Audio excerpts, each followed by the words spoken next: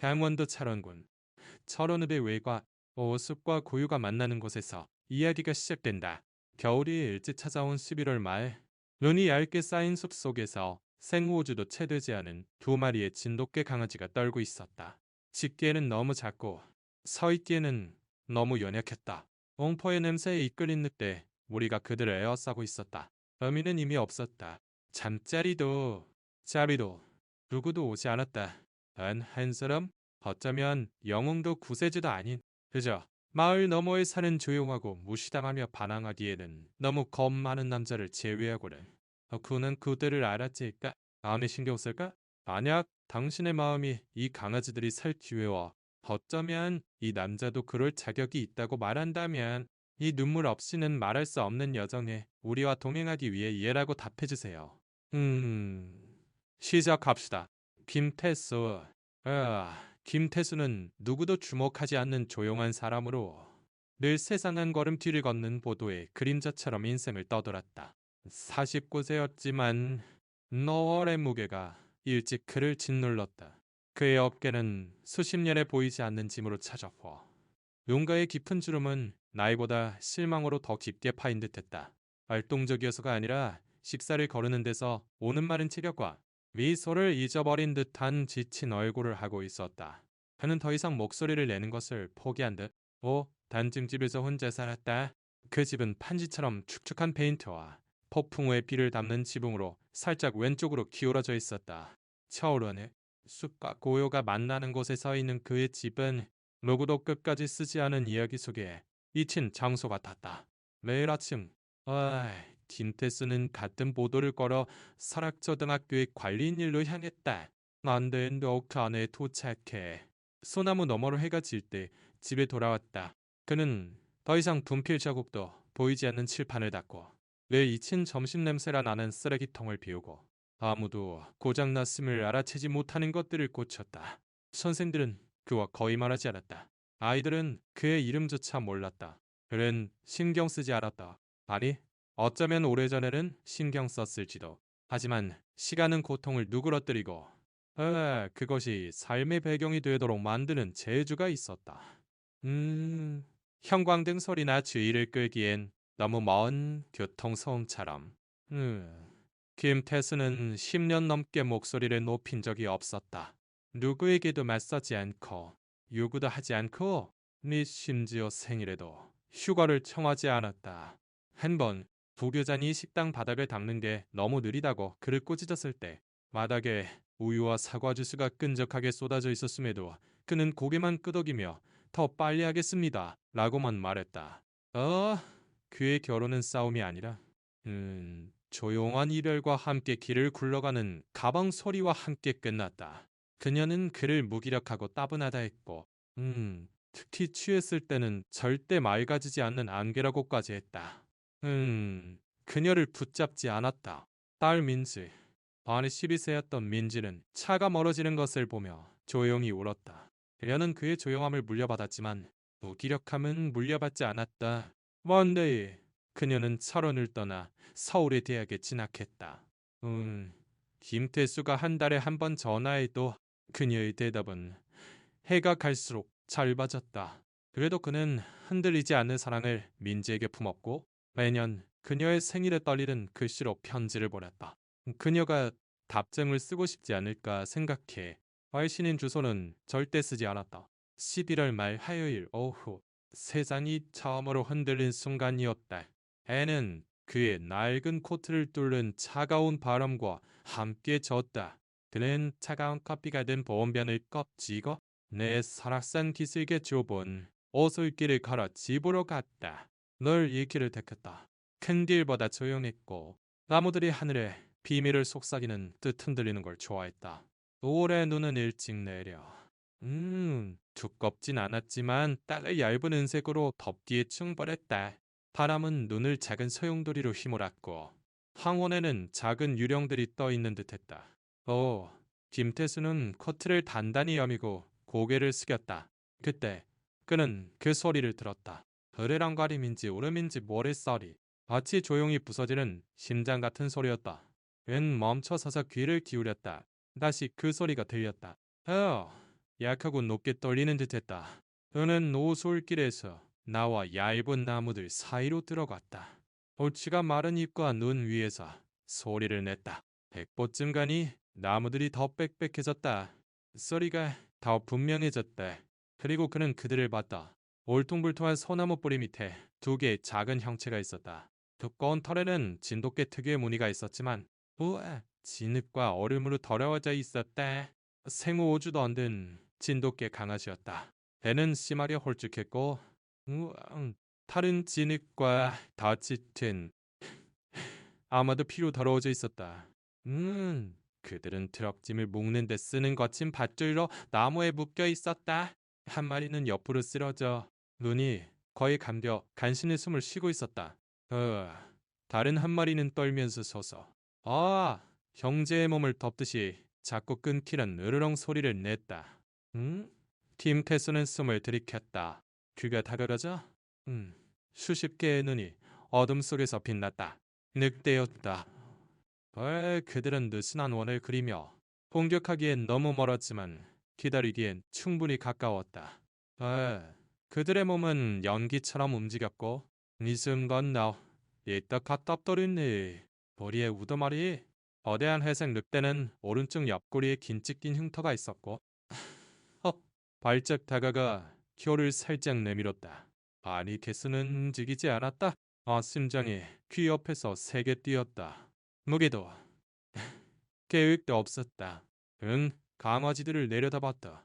서 있는 강아지는 조금 더 컸고 코에 얇은 빗재질이 있어 그를 똑바로 쳐다봤다. 대환도 울음도 없이 그냥 기다렸다. 그리고 김태수 안에서 무언가가 부서졌다. 외로움보다 오래된 달이 그를 아빠라 부르지 않게 된 이후로 묻혀있던 무언가였다. 그는 여전히 움직이지 않았다. 닌텐데 쪽으로도 늑대 쪽으로도 아니었다. 그는 그저 거기에 서 있었다. 안개와 눈에 둘러싸여 숨이 하얗게 물드는 가운데 내일 샘과 사 사이에 있는 두 강아지를 앞에 두고 어둠 속에 숨은 포식자들을 등 뒤에 느꼈다. 그의 두 손은 떨렸지만 공포 때문이 아니라 이상한 선택의 무게 때문이었다. 김태술은 언제 움직이기로 했는지 기억나지 않았다. 한순간까지 그는 두 세계 사이에서 움직이지 않았다. 그가 아는 조용함과 머리 위로 지나가는 세상, 그리고 그의 앞에 떨면서도 연민 이상의 무언가를 요구하는 세계. 다음 순간 그의 두 손은 강아지들의 목에서 거친 밧줄을 풀고 달라붙은 나무가 그의 손가락 마디에 파고들었다. 그가 강아지들을 코트 안에 앉아 숨이 거칠어졌다. 한 팔에 한 머리씩. 그들의 몸은 가볍고 비밀처럼 연약했지만 그들은 그에게 매달렸다. 마치 그가 확실한 것, 살아남을 방법을 줄 것처럼. 늑대무리는 움직이지 않았다. 우두머리 늑대는 설상기슭에서 가만히 보고 있었다.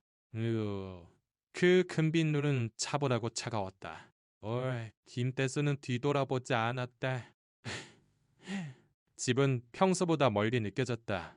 아예 부츠 아래 눈이 스치는 소리는 외침보다 크게 울렸다. 그는 강아지들의 작은 심장이 공포라 희망 혹은 둘 다로 그의 갈비뼈에 세게 뛰는 것을 느낄 수 있었다. 바람이 나무 사이를 스치며 님테스는 깊이 고개를 숙였다. 한순간 그는 숲이 자신을 보고 있다고 상상했다. 판단 없이 그저 기록하며 작고 신선한 것의 증인으로 예집 다리에 도착할 때쯤 하늘은 철색으로 변해 있었다. 강아지들은 떨림을 멈췄지만 소리는 내지 않았다. 김태수의 집은 벗겨진 페인트와 반쯤 망가진 울타리가 있는 낡은 집으로 평소보다 더 찢어 보였다. 그는 집을 깨우고 싶지 않은 듯 조용히 현관을 빠져나갔다. 안에는 오래된 목재와 티백 냄새가 떠돌았다. 그는 강아지들을 낡은 소파 위 접힌 담요에 눕히고 격난로에 불을 지피며 그들 옆바닥에 앉았다. 그들은 눈을 깜박이며 그를 봤다. 눈은 흐릿했지만 경계심이 있었다. 네? 큰 강아지. 그가 나중에 해소리라. 이름 지을 강아지는 다른 강아지 쪽으로 기어가 일시적인 방패처럼 한 발을 그 옆구리에 얹었다. 김태수의 가슴이 조여왔다.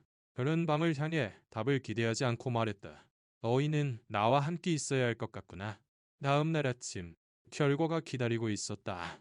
강아지들은 여전히 짖기엔 약했지만 앞에서 작은 오물을 남겼다. 김태수는 조용히 채웠다. 그가 지나갈 때마다 불안한 듯 창문을 흘끗 봤다.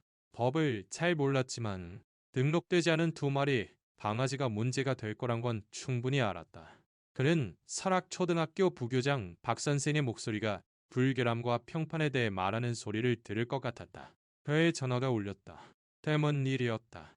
윈즈 메시지였다. 2주 전 보낸 생일 편지에 대한 엄지 이모티콘뿐 말도 질문도 없었다. 그래도 그것은 그를 미소 짓게 했다. 차가운 벽에 스며드는 한 줄이 빛이었다. 그날 아침 늦게 김태수는 강아지들을 낡은 시트에 싸고 창고 뒤에서 찾은 상자에 조심스레 넣었다. 어디로 데려가야 할지 몰랐지만 눈에 띄는 곳에 두기엔 너무 위험했다. 그는 상자를 주방 테이블 밑에 밀어넣고 천을 덮었다. 그리고 마음 깊은 곳에서 한숨을 쉬며 일터로 향했다. 학교는 깎인 연필과 마른 공기 냄새가 났다. 김태수가 복도를 청소하자 속삭임이 연기처럼 그를 따라왔다. 두 명. 이 선생과 최 선생이 교무실 근처에 서서 너무 조용히 속삭였다. 이 선생은 틱하고 마른 체격에 을 단정했지만 미소는 눈에 닿지 않았다. 그녀는 예전 강릉의 사립학교에서 일했고 철원으로 오는 걸 세상에 용서하지 않았다. 최 선생은 대머리에 통통했고 밤이 끓는 듯한 웃음을 내며 그녀의 경멸을 작은 소리로 흉내냈다. 어젯밤 숲에서 글 봤어. 이 선생이 분명히 말했다. 별일 같았어. 봇 안에 뭘 들고 있었던 게 아닐까? 최 선생이 답했다. 새곰인가?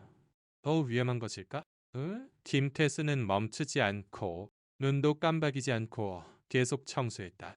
하루 끝 발리인 로커에 분노의 빨간 잉크로 쓰인 메모가 그를 기다렸다. 교내에서 반려동물을 기르는 것 금지. 이것이 유일한 경고입니다. 그는 한 손으로 그것을 구겼지만 버리진 않았다. 대신 조용히 잡아 다른 모든 조용한 모욕처럼 주머니에 넣었다. 그날 오후 하늘이 석양의 마지막 빛으로 분홍빛이 될 때 그의 집 문을 두드리는 소리가 났다. 문을 열자 젊은 여성이 서 있었다. 헐렁한 파란 코트를 입고 바람에 흐트러진 머리, 긴 너른 눈을 한 25세도 안 돼 보였다. 짙은 금발머리는 엉성한 쪽으로 묶였고 남미라 가방이 가슴에 비스듬히 걸려 있었다. 부츠는 달았고 정바지는 바랬지만 그녀의 시선은 똑바로 거의 탐색 쪽이었다. 안녕하세요. 그녀가 말했다. 목소리는 따뜻했지만 자신감이 넘쳤다. 거를 모르시겠지만 맞은편에 살아요. 아수라요? 그녀는 가볍게 손을 흔들었지만 어깨를 잡진 않았다. 어제 숲에서 강아지들과 함께 당신을 봤어요. 임태수는 몸을 굳히고 목이 조였다. 소라는 한 발 물러서며 두 손을 가볍게 들었다. 고발하러 온 게 아니에요. 그냥 봐주세요. 저는 프리랜서 기자로. 주로 지역 이야기를 써요. 가끔 철원일보에도 쓰고 이 숲을 낮주제 추적하고 있어요. 당신만 뭔가를 찾은 게 아니에요. 김태수는 그녀 너머를 보고 다시 그녀의 눈을 봤다. 그는 문을 더 크게 열었다. 들어오자. 소라는 상자 옆에 쭈그려 앉아 천을 살짝 들쳤다. 강아지들은 꿈틀거렸지만 울음소리는 내지 않았다. 그녀의 얼굴이 부드러워졌다. 정말 귀여워요. 그녀가 속삭였다. 불쌍이라.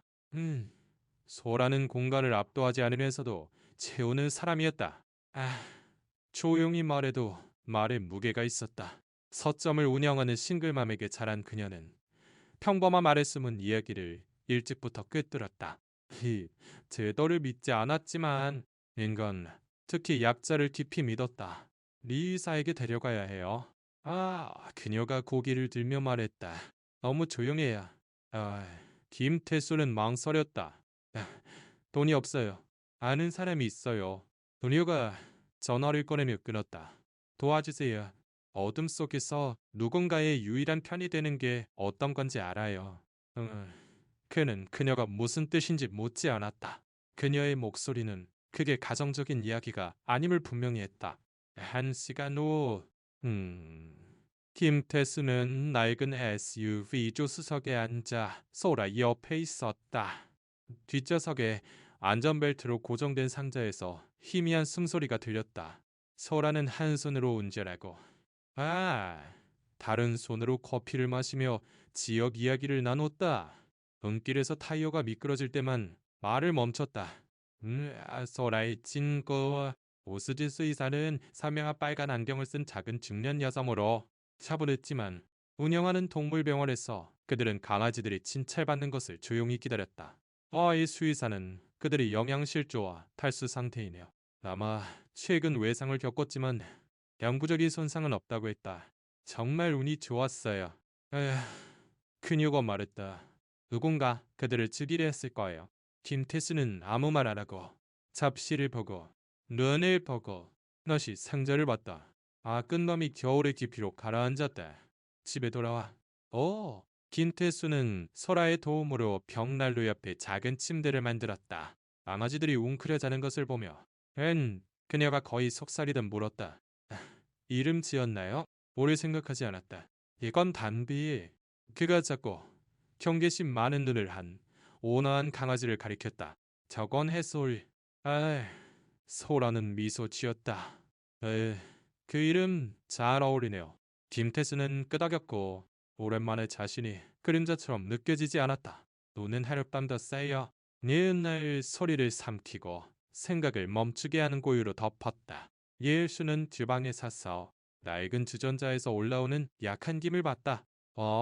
단비와 해솔이라 이름 지은 강아지들은 낡은 수건을 깐 골판지 상자에 웅크리고 숨소리는 느리고 규칙적이었다.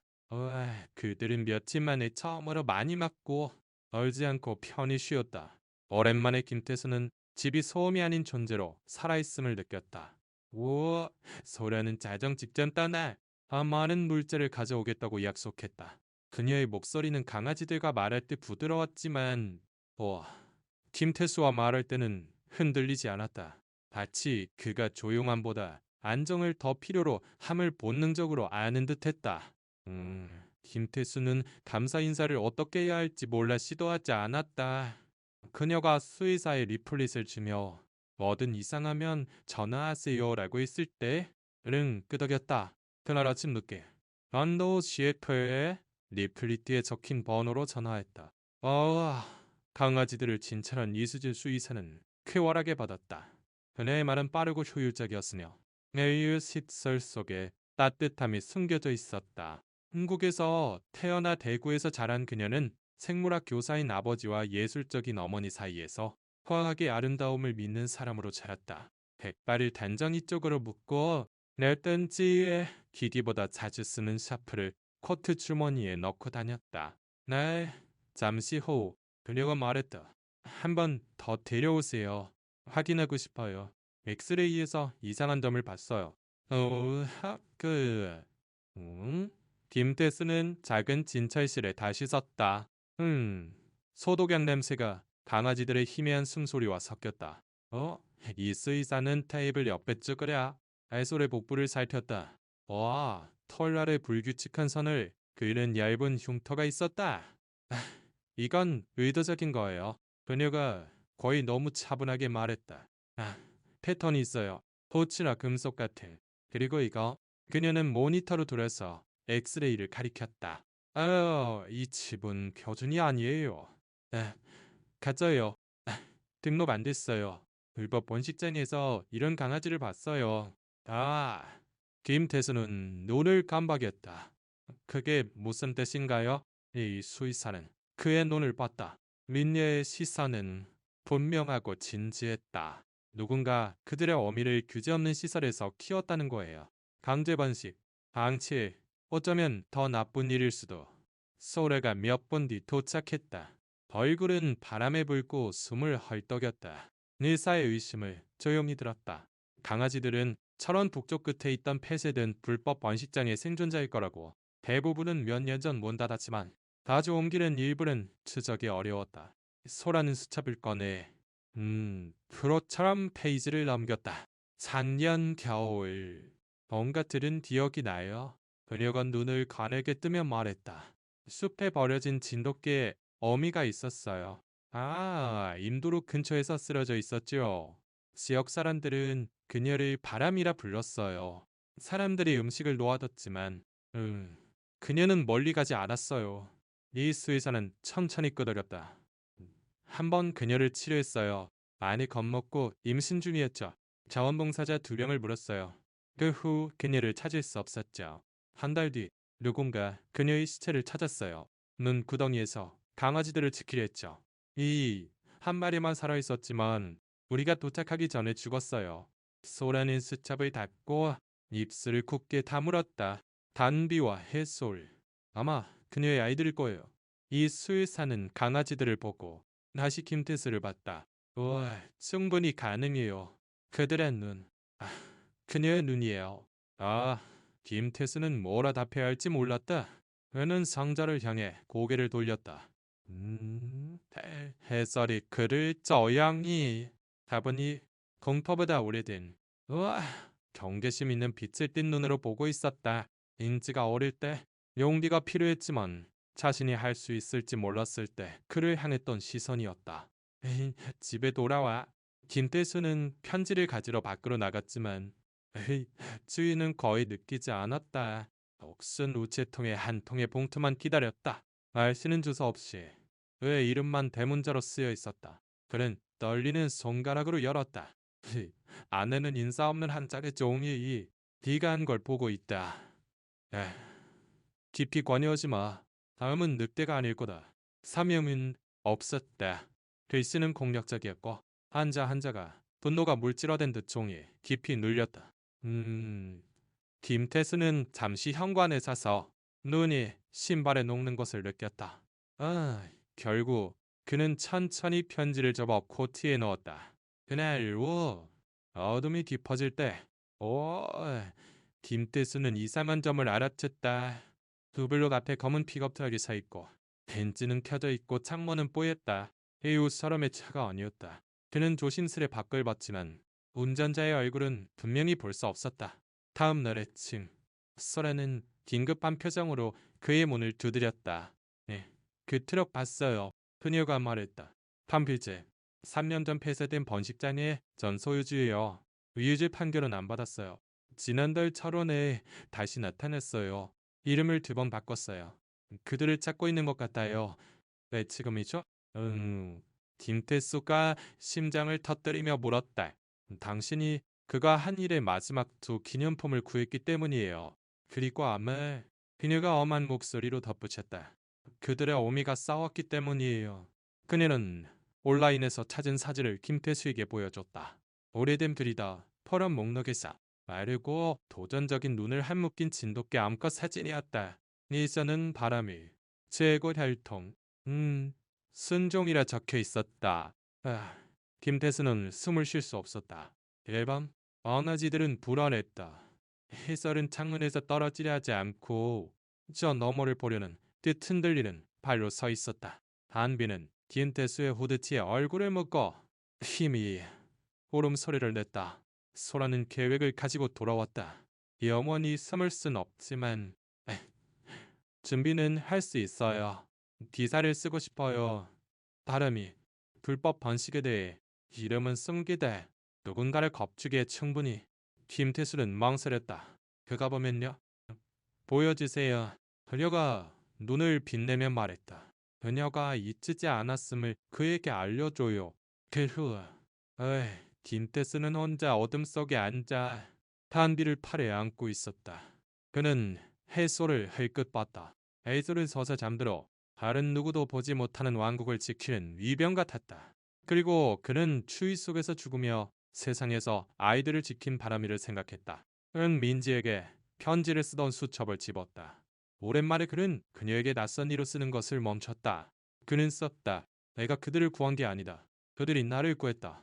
그리고 어쩌면 그들은 사랑이 무엇인지 아는 누군가에게서 왔을지도. 밖에서 바람이 울부짖었다. 안에서는 2개의 단호하고 위험 있는 염원이 더 이상 등을 돌리지 않는 남자의 시선 아래 잠들었다.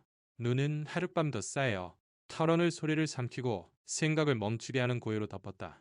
김태수는 주방에 서서 낡은 주전자에서 올라오는 약한 김을 봤다. 담비와 해솔이라 이름 지은 강아지들은 낡은 수건을 깐 골판지 상자에 웅크리고 숨소리는 느리고 규칙적이었다. 그들은 며칠 만에 처음으로 많이 먹고 떨지 않고 편히 쉬었다. 오랜만에 김태수는 집이 소음이 아닌 존재로 살아있음을 느꼈다. 문 두드리는 소리가 났다. 짧은 세 번의 노크. 그리고 박소라가 현관에 서 있었다. 바람을 코트했어요. 아내라 가방을 어깨에 메고 대함은 바람에 불궜다. 25세였지만 말하기보다 듣기를 일찍 배운 이의 차분한 자신감이 넘쳤다. 그녀의 이목구비는 날카롭고 강원도 혈통의 강철빛 파란 눈을 가졌다.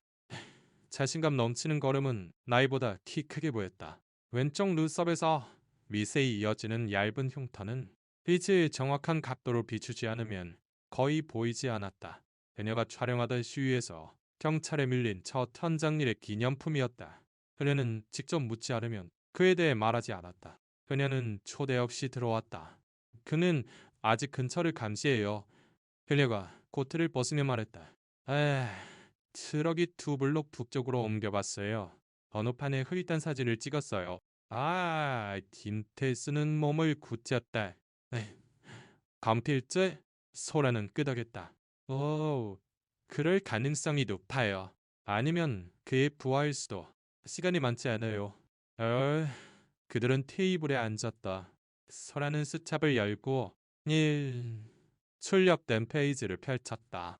다람이가 발견된 때 보호소에서 일하던 몇몇 전 자원봉사자에게 연락했어요. 안녕히 강필지를 알아보고 그가 자주 팔리지 않는 부상당한 강아지들을 길고양이랍시고 데려왔다고 했어요.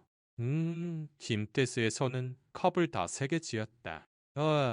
소라는 몸을 숙이고 목소리를 부드럽게 했다. 보시다시피 저는 늘 이렇게 직설적이지 않았어요. 프리랜서 기자를 시작했을 땐 터무니없는 것만 썼죠. 한식 축제. 와, 시장이 뭘 먹는지. 젊은 여자가 어려운 질문을 하는 걸 아무도 원치 않았기 때문이에요. 그러다 화재 공장의 화재를 보도했어요. 새 건물이 불탔죠. 업주는 노동자들을 입 다물게 하려 했어요. 에이, 저는 그냥 넘어갈 뻔했죠. 하지만 당신 같은 청소부 마리아란 여성이 일어나 안전 위반이 가득한 그녀의 일기를 제게 줬어요. 저는 그걸 쉬었죠. 공장은 문 닫았고 그녀는 일자리를 잃었어요.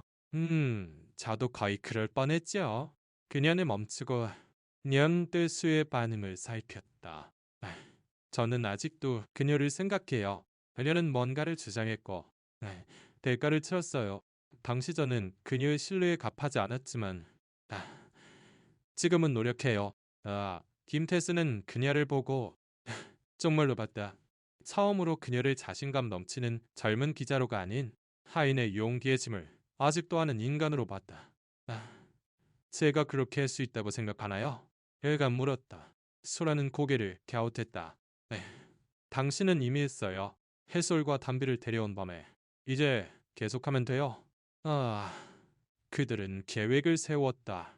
소라는 김태수에게 낡은 디지털 카메라를 줬다. 기본적이지만 충분해요. 그 트럭을 추적하세요. 시간, 사람, 움직임을 메모하세요. 너무 가까이 가지 말고 관찰만 하세요. 그녀는 숨겨진 드라이브에 파일을 올리는 법, 커튼 너머 플래시 없이 사진 찍는 법, 어둠 속으로 들어가는 대신 어둠을 이용하는 법을 가르쳤다. 김태수는 모든 걸 조용히 받아들였다. 고유의 학생이었던 그가 이제 조용한 저항의 언어를 배웠다. 그즈 김태수는 미묘하지만 깊은 변화를 겪었다. 그는 1시간 일찍 일어나 덮인 길을 오래 걷기 시작했다. 테이블에서 팔굽혀펴기를 하고 목도에서 플랭크를 하고 지하실에서 줄넘기를 했다. 벽적이지 않았지만 일관적이었다. 그의 체격은 생존 외엔 오랫동안 빼앗겼지만 남된 재조정되기 시작했다. 학교에서 사람들이 속삭여도 그는 더 이상 몸을 움츠리지 않았다. 막 선생이 그의 코트에서 나는 이상한 냄새에 대해 말했을 때 김태수는 조용히 물러서지 않고 응시했다. 아무 말 안 했지만 말할 필요도 없었다. 그 시선은 벽이었고 후퇴가 아니었다. 아니요. 김태수가 복도를 청소하는데 작은 목소리가 들렸다. 김 선생님, 귀는 돌아서. 아, 2학년생 윤서진을 봤다. 헝클어진 곱슬머리와 오른쪽 무릎에 늘 상처가 있는 아이였다. 그녀는 작고 늘 다른 아이들 뒤를 걷고 작은 스케치북을 들고 다녔다. 선생님, 바나지를 구할 사람인가요? 그녀가 눈을 크게 뜨며 물었다. 엄마가 선생님이 강아지들을 도왔다고 했어요. 정말인가요? 그는 직접 답하지 않았다. 대신 몸을 숙이며 말했다. 그들은 괜찮아. 서진은 끄덕였다. 그러더니 스케치북에서 뭔가를 꺼냈다. 경계심 있는 눈을 한 간인한 진돗개가 빗자루를 든 키 큰 남자 옆에 써있는 그림이었다. 그녀는 아무 말 없이 그것을 주고 달아났다. 김태수는 떨리는 연필선을 한참 바라보며 서 있었다. 오랜만에 그는 휴게실 게시판에 뭔가를 붙였다. 집에 돌아오니 예술과 단비는 더 대담해졌다. 해술은 튼튼한 체격과 두꺼운 털로 태수의 슬리퍼, 그림자를 바닥에서 쫓아다녔다. 단비는 팔걸이 의자에 오르는 법을 배워 왕처럼 앉아 꼬리를 깔끔히 말고 약한 경멸의 시선으로 세상을 살폈다. 그들은 그냥 살아남은 게 아니었다. 말 살기 시작했다. 하지만 평화는 늘 일시적이었다. 어느 밤 김태수가 산책에서 돌아오니 현관 계단에 돌이 놓여 있었다. 그 위에 사진이 붙어 있었다. 그의 사진, 느릿하고 멀리서 찍힌 것이었다. 그는 한 팔에 단비를 안고 덮개 너머를 보고 있었다. 사진 뒤에는 굵은 매직으로 쓰여 있었다. 강아지를 버려. 안 그러면 그들은 끝장날 거야. 그는 주방에 앉아 사진을 응시했다. 해설은 뭔가를 감지한 듯 그의 발치에 앉아 눈을 그에게 고정했다. 단비는 터벅터벅 다가가 닭을 그의 무릎에 얹었다. 그는 사진을 집어 천천히 반으로 찍고 이 조각으로 벽을 가루로 만들었다. 다음날 아침 그는 소라의 문 밑에 메모를 남겼다. 준비됐습니다. 그게 무슨 뜻인지 몰랐다. 다만 섬으로 구원받기를 기다리지 않음을 알았다. 그는 앞으로 나아갔다. 여전히 무섭더라도 그리고 처음으로 그는 지킬 것과 그 가정의 사람이 될 수 있다고 믿었다. 처럼 북쪽으로 가는 길은 갈라진 좁은 아스팔트 도로로 양쪽엔 조용한 소나무와 낡은 울타리가 늘어서 있었다. 눈은 충분히 녹아 아래 흙이 드러났고 내엔 동물 발자국은 숲속으로 사라지는 속삭임처럼 희미했다. 소라는 두 손을 핸들에 단단히 잡고 앞을 응시했다. 김태수는 그녀 옆에 앉아 겉단에서 몸을 움츠리고 작은 비디오 카메라는 유일한 무기처럼 무릎 위에 놓여 있었다. 그들은 지역 사람들이 오랫동안 입에 올리지 않은 곳으로 갔다. 빚진 발목길 옆에 녹슨 트레일러와 철망 캔넬이 있었다. 예전 번식장이었던 곳은 이제 먼지와 침묵의 무덤이었다. 100명의 제보로 1년 넘게 방치된 곳이었다. 김태수는 이제 되게 바람이 같은 누군가, 추위가 답할 때까지 조용히 외치던 누군가의 제보였을까 의심했다. 소라는 위성지도, 오래된 부동산 기록, 농물복지 포럼을 조합해 그 장소를 추적했다. 그녀는 김태수에게 모든 걸 말하지 않았다. 그저 기록이 있을지도, 해솔과 단비의 눈에 울리는 고통을 강필재와 연결할 뭔가가 있을지도라고만 했다. 그들은 2마일 떨어진 곳에 차를 세웠다. 거기서 마른 가지와 부드러운 눈 덩어리 위를 부츠가 바스락거리며 걸었다. 소라는 짙은 청바지와 깊이 눌러쓴 검은 모자에 쌓여 있었다. 김태수는 낡은 남색 후드를 빌려 왼손에 손전등을 들었다. 월야야, 법계에 비스듬히 걸렸다. 둘 다 말이 적었다. 그들 사이의 침묵은 더 이상 어색하지 않았다. 해결할지도 모를 것의 무게를 아는 두 사람의 합의였다. 캔넬은 공터의 유령처럼 나타났다. 낮은 건물, 반쯤 무너진 울타리, 빈 캔넬에는 녹슨 사료통과 부서진 장난감이 흩어져 있었다. 공기는 오래된 오줌과 탄 플라스틱 냄새가 났다. 유일한 금속 간판은 뒤틀려 거의 읽히지 않았지만 사슬에 매달려 있었다. 강 캔넬, 품질 진돗개, 뒤로 가재. 그들의 발소리에 트레일러가 삐걱였다. 노. 소라는 시위나 경찰 바리케이드를 뚫은 이에 자신감으로 움직였다. 어렁대수는 유령처럼 움직였다. 한 걸음 한 걸음이 계산되고 조용했다. 그들은 갈라져 움직였다. 소라는 안쪽 방으로. 김태수는 메인 구역을 살폈다. 파일 캐비닛은 열려있고 많은 서랍은 비어물에 젖어 망가졌대. 그는 먼지를 일으키지 않게 조심하며 천천히 찾았다. 마침내 영수증과 빈 예방접종 카드 더미 아래서 27기 마라미라 쓰인 마닐라 봉투를 찾았다. 그는 그것을 열었다. 수령케어 체중 기록 치료 일정 번식 주기가 있었다. 아람이의 이름은 대문자로 여러 번 찍혀 있었다.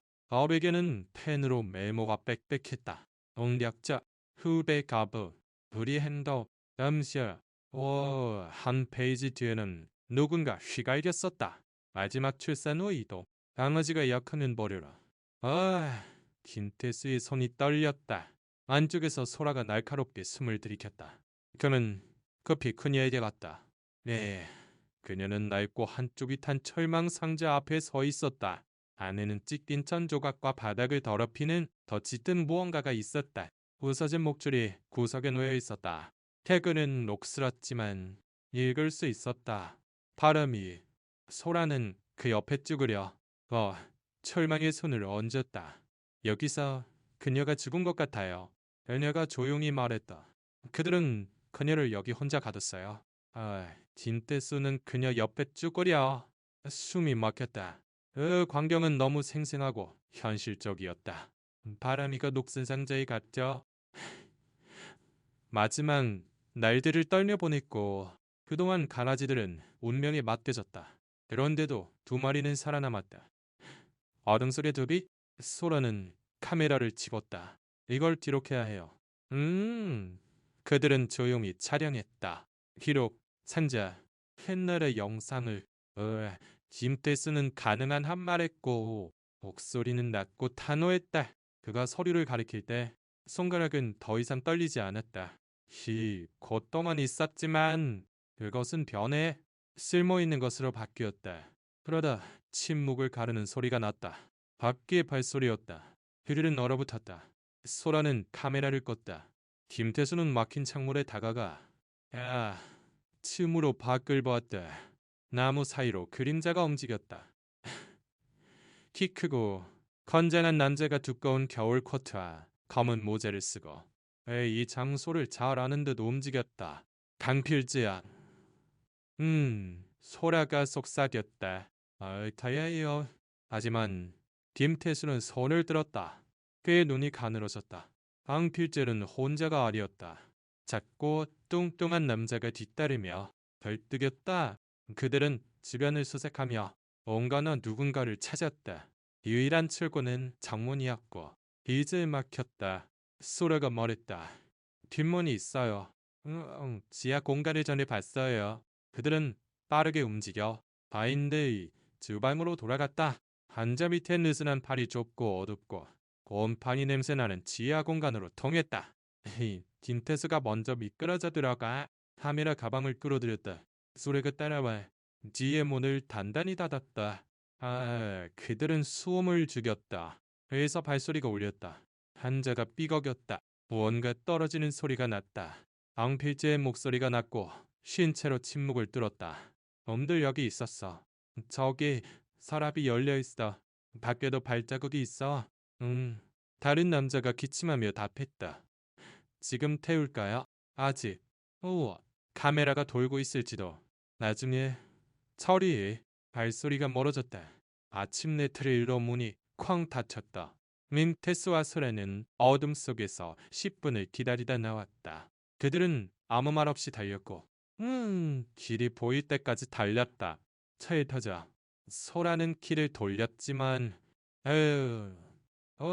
김태수는 손을 뻗어 그녀의 손을 부드럽게 잡았다. 집에 돌아와. 그들은 영상을 검토했다. 방필재의 얼굴은 카메라에 찍혔다. 패릿했지만 충분히 알아볼 수 있었다. 그는 트레일러에 들어가 기록을 살피고 이 일이 끝나지 않으면 더 많은 강아지를 버리겠다고 중얼거렸다. 아, 소라는 모든 걸 암호화된 드라이브에 올렸다.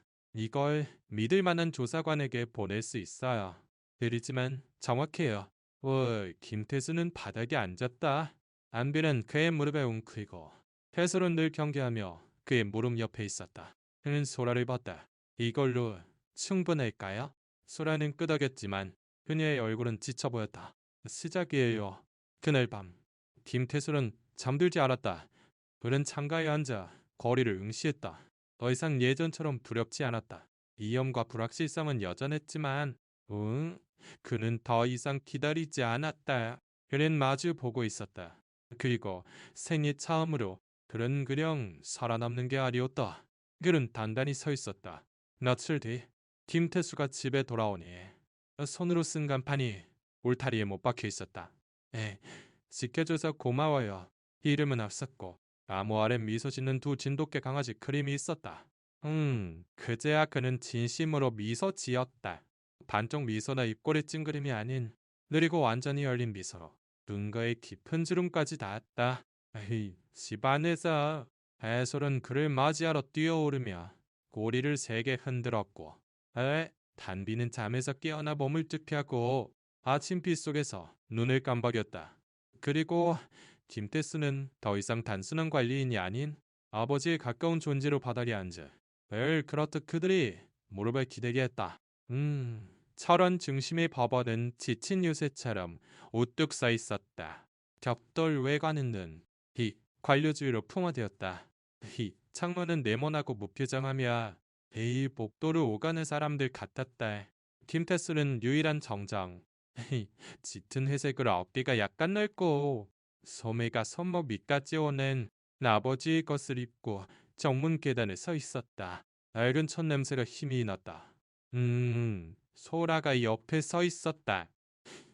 아직 추웠지만 겉의 단추는 풀려 있고 한 손엔 수첩, 다른 손엔 가려운 격려의 미소를 띠고 있었다. 법정안은 이미 사람들로 가득했다. 기자나 군중이 아는 조용한 얼굴들이었다. 리저, 초등학교 선생들, 이름을 모르는 몇몇이요? 우체국 줄에서 어렴풋이 익숙한 부모 한 명.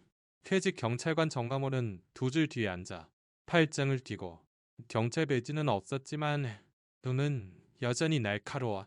엉필지는 맞은편에 앉아 몸은 입은 정장에 비해 너무 커 보였고 턱을 세게 물고 밤을 씹어 삼킬 듯했다. 그의 눈은 경멸의 시선으로 김태수를 찔렀다. 하지만 이제 거기엔 다른 무언가가 있었다. 이건 그가 어둠 속에서 추적하던 남자가 아니었다. 이 김태수는 물러서지 않았다. 김소영 판사는 세상이 내놓을 모든 변명을 듣고 그 절반만 믿는 태도로 임했다. 50대 후반, 작고 단단하며 백발을 단전이 쪽으로 묶고 방을 가르는 칼 같은 날카로운 목소리를 가졌다. 불법 시설 폐쇄와 잔혹 행위에 대한 무자비함으로 겨울 판사란 별명이 붙었다. 이 사건은 법적으로 방화와 재물손괴죄였지만 더 깊이 강필재의 과거가 그를 잡을 수 있는지 넘방치의 패턴이 비달에 드러날 수 있는지에 관한 것이었다. 소라의 기사는 대중의 주목을 끌었고 이 재판은 엄밀히 동물학대에 관한 건 아니었지만 방 안의 감정적 무게는 그 반대를 말했다. 김태수는 점심 직전에 증인석에 불렸다. 앉자 앞에 마이크가 미세히 떨렸다. 그의 두 손은 살짝 달렸지만 미미했다. 검사 이준호는 사이즈 안 맞는 빠른 재킷과 다른 신발을 신은 젊은 남자였지만 놀라울 정도로 설득력 있게 말했다. 그는 기본 사항을 물었다. 그의 강아지들을 찾은 방. 그러다 말이 없는 질문이 연기처럼 공주 위에 떠다녔다. 김씨, 이준호가 조용히 말했다. 왜 그들을 버리지 않았나요? 김태수는 숨을 들이켰다. 그의 목소리는 오랫동안 쓰이지 않아 쉰 듯했지만 흔들리지 않았다. 그들이 저를 봤기 때문입니다. 그가 말했다. 그 강아지들은 버려지기를 기다리는 듯했어요. 이번엔 제가 그들을 실망시키는 사람이 되고 싶지 않았어요. 그런 강필자를 향했다. 저는 예전엔 제게도 보이지 않는 존재였어요. 하지만 그 강아지들은 영웅이 필요하지 않았어요. 그냥 등을 돌리지 않는 누군가가 필요했을 뿐이죠. 이준호는 끄덕이고 물러섰다. 강필재의 변호사는 은색 셔츠 단추와 표정 없는 얼굴의 남자로 일어나 앞으로 나왔다. 힘쎄, 그가 말했다.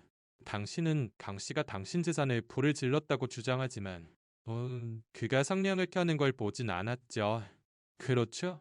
네, 그를 봤습니다. 김태수가 흔들리지 않는 눈으로 말했다. 정원의 다리에서 보고 있었어요. 하지만 당신은 전에 저를 관찰했고, 아, 저는 그걸 허락했어요. 이번엔 달라요. 변호사는 망설이다 화제를 바꿨다. 당신은 등록된 강아지 주인이 아니었다고 되어 있는데, 맞네요? 지금은 그렇습니다. 김태수가 답했다. 지난주부터 담비와 해설은 합법적으로 제 것입니다. 소라는 보호단체 서류를 제출하고 협력하는 지역 보호소를 통해 면허도 처리했다. 최종 증거는 재판이 될 전에 도착했다. 변호사는 앉았다. 밤은 조용해졌다. 나의 이모 소라가 증인석에 섰다. 그녀는 조사를 상세히 설명하고 익명 제보자를 인용하며 어느 상황을 말했다. 그녀의 목소리는 차분했지만 바람에 대해 말할 때 그녀의 손은 증인석 난간을 세게 쥐었다. 그녀는 강아지들을 지키다 죽었어요. 소라가 말했다. 네, 그들은 먹이로 버려졌어요. 김씨가 올 때까지 아무도 오지 않았어요. 그 다음 증인 쉐리너 철원동물보호센터의 전 자원봉사자였다. 40대 초반, 키 크고 마른 그녀는 늘 충격에 대비하듯 눈을 가늘게 떴다. 그녀는 약간 절뚝이며 법정안이 따뜻했음에도 보라색 스카프를 둘렀다. 몇 년 전 발작한 강아지를 구하다 공격받아 신체적, 정신적 흉터가 남았다. 하지만 오늘 그녀의 목소리는 분명히 울렸다. 다람이를 기억해요. 그녀가 말했다. 우리는 그녀를 보호하려 했지만 너무 무서워했어요. 그녀는 강아지들이 묻힌 구덩이로 계속 갔어요. 아무도 살아남지 않았다고 생각했죠. 그녀의 목소리가 막혔다. 하지만 두 마리가 살아있었어요. 헛글. 옹기는 별에 있었다. 강필재는 의자에서 더 굳어 오말하면 사라지고. 더 큰 더 세게 물렸다. 판사가 그에게 할 말이 있냐고 묻자 그는 고개를 저었다. 거짓말 제의원은 말 안 해요. 그가 중얼거렸다. 김소영 판사는 안경을 고쳤다. 강씨, 말할 필요 없어요. 증거가 말하고 있어요. 그녀는 방을 둘러보고 한결을 내렸다. 방화, 불법 침입, 수사 방해로 유죄. 선고는 나중에 내려지겠지만 판사는 소라가 제출한 문서와 정강호가 제기한 사건 기록에 따라 동물 학대 관련 혐의의 추가 조사를 기다리며 즉시 구금하라고 했다. 재판 후 김태수는 밖으로 나왔다. 하늘은 맑았다. 이 끝에 드문 은혜였다. 공기는 녹은 흙과 먼 소나무 냄새가 났다. 사람들은 이제 그를 다르게 봤다. 그들은 고개를 끄덕였다. 몇몇은 미소 지었다. 설악저대학교 선생 중 한 명, 이름도 잘 모르던 한지영이 법원 밖에서 그를 멈춰 세웠다. 정말 멋졌어요. 그녀가 망설임에 진심으로 말했다. 전에 당신을 잘 몰랐어요. 미안해요. 김태수는 눈을 깜박였다. 저도 제가 어떤 사람인지 몰랐어요. 집에 돌아오니 단비와 해솔이 문에서 그를 맞았다. 해솔은 뛰어오르며 꼬리를 세게 흔들었고 단비는 그의 발에 머리를 디비며 위병처럼 그의 발치를 빙빙 돌았다. 그들의 눈은 알아봄으로 가득했다. 그를 알아볼 뿐 아니라 그거린 남자를 알아봤다. 그날 밤 그가 벽난로 옆에 그들과 앉아있을 때 소라가 최신 기사 사본을 메일로 보냈다. 알돌아보지 않은 조용한 남자. 그것은 온라인에서 주목받기 시작했다. 예수는 바로 열지 않았다. 그는 거기 앉아. 단비의 머리에 손을 얹고 타오르는 불을 보며 벽에 춤추는 그림자를 봤다. 처음으로 그의 집안의 고요가 어울리게 느껴졌다. 비어있지 않고 가 아침내 완전해진 무언가로 채워져 있었다. 그는 더 이상 살아남기만 하는 게 아니었다. 그는 의미를 가졌다.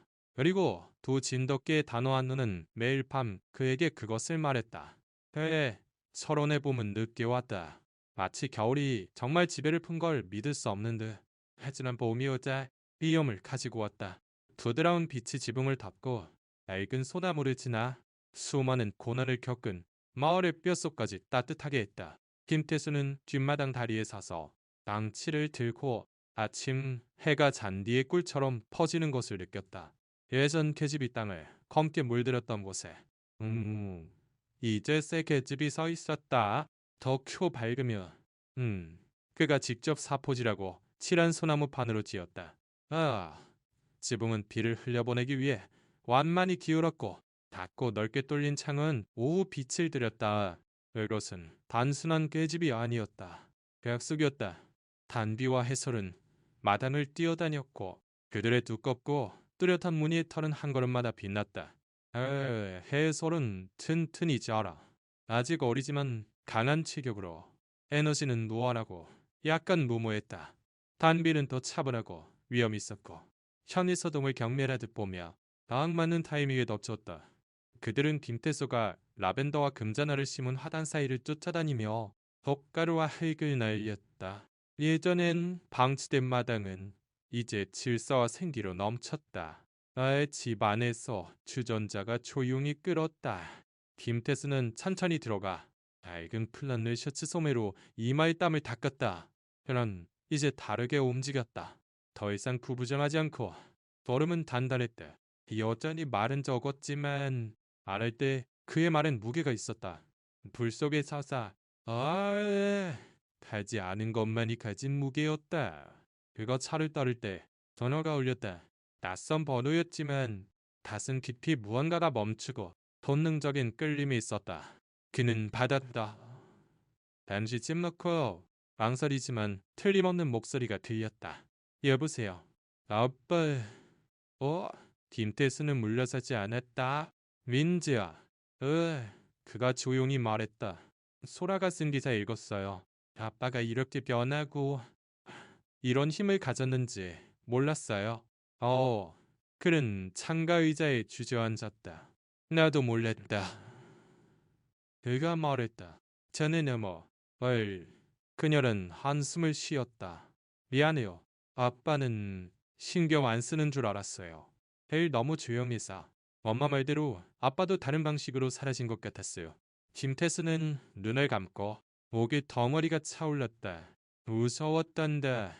그가 말했다. 지금도 가끔 무서워. 하지만 그 강아지들은 내가 의미 있는 존재인 것처럼 날 봤어. 그래서 등을 돌릴 수 없었어. 민지의 목소리가 막혔다. 아빠는 의미 있는 존재야. 그들은 1시간 가까이 이야기했다. 뱃절인 것도 선언도 아닌 그냥 이야기였다. 그녀는 학교, 산발이 고양이를 구할 룸메이트, 아빠를 닮은 교수 조용하지만 말 없는 신념으로 가득한 일 말했다. 그는 해솔이 처음 다람쥐를 쫓으려 하니 단비가 위병처럼 현관을 지킨 일 말했다. 통화를 끝내자. 김태수는 고요 속에 앉았다. 공허한 고요가 아닌 충만한 고요였다. 그는 방을 둘러봤다. 강아지들이 자는 소파의 부드러운 움푹함.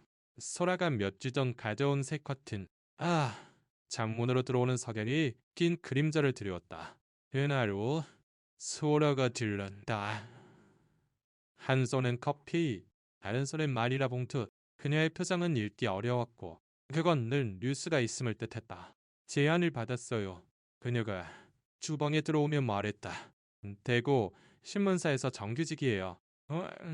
조사보도 부사, 복지 혜택도 완비됐어요. 거절하면 답보지요. 김태수는 바로 답하지 않았다. 그는 카운터에 지대. 천천히 끄덕였다. 가야지. 그가 마침내 말했다.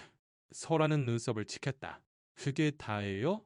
법적인 작별이사는 없나요? 그는 어깨를 으쓱했다. 사라지는 게 아니야. 그냥 앞으로 나아가는 거지. 그녀는 미소 지었다. 나투심과 외로움이 섞인 미소였다. 이곳과 당신, 강아지들이 그리울 거예요. 에, 그들도 너를 그리워할 거야. 김태수가 말했다. 특히 예솔은 네 카메라 가방이 간식으로 가득하다고 아직도 생각하니까. 밖에서 오후는 부드러운 황금빛으로 가라앉았다. 소라와 김태수는 현관에 나왔다. 남비와 해솔은 햇빛 뒤에서 기지개를 켰다. 발 밑엔 풀이 자라났고 바람은 따뜻했다. 마당에선 소나무 가시가 부드럽게 흔들리며 기억처럼 춤추는 섬세한 그림자를 만들었다. 너네는 첫 계단에서 멈췄다. 나시, 그녀가 말했다. 아빠 넣어줬어요. 김태수는 고개를 갸웃했다. 무슨 뜻이야? 그냥 그녀가 덧붙였다. 농담 실력은 아직 계산이 필요해요. 그는 틱틱 웃었다. 작고 부드러운 웃음이었다. 그녀가 차로 걸어가며 다시 돌아봤다. 멈추지 마세요. 여기서 당신이 깨달은 건 다 의미 있어요. 소래가 떠난 후 김태수는 오랫동안 현관에 서 있었다. 공기엔 가까운 소나무와 멀리 피는 꽃 향기가 섞였다. 해솔은 풀밭에서 구르며 달을 허공에서 펄럭였고 담비는 마당을 뛰며 잡기엔 너무 먼 새에 귀를 쫑긋 세웠다. 그는 잠시 그들을 보고 안으로 들어갔다. 창가의 낡은 테이블, 예전엔 어지러웠지만 이제 깔끔한 곳에 작은 봉투 하나가 있었다. 그는 한 장을 꺼내 천천히 열었다. 몇 달 전 그가 썼지만 보내지 않은 민지에게의 편지였다. 그는 글을 훑었다. 추억의 조각. 하지만 가장 마음을 울린 건 마지막 줄이었다. 그가 썼지만 그때까지 이해하지 못했던. 그는 새 잉크로 한 줄을 더했다. rum에서 끼워줘서 고마워. 그는 편지를 접어 보내기 위해서가 아닌 간직하기 위해 넣었다. 현관은 그가 다시 나가자 미세히 삐걱였다. 단비와 해솔은 고개를 들고 머리를 세게 흔들었다. 김태수는 미소 지었다. 외로움에 만족하던 남자의 조용한 미소가 아닌 자신을 되찾은 이의 완전하고 열린 미소였다. 일양도 그림자가 아닌 한 아버지로서 때로 기적은 나팔 소리나 하늘의 외침으로 오지 않는다. 때로 그것은 나무에 묶인 떨리는 두 강아지의 모습으로 온다. 때로 그것은 세상에 진 남자의 모습으로 온다. 그 남자는 단 한 번 등을 돌리지 않기로 했다. 그리고 그 순간 런던러 무언가가 시작되었다. 이 이야기는 김태수나 해솔, 단비만의 이야기가 아니다.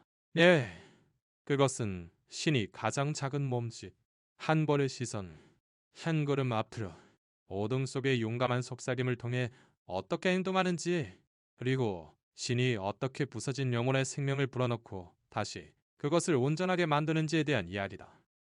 힘이 아니라 사랑으로.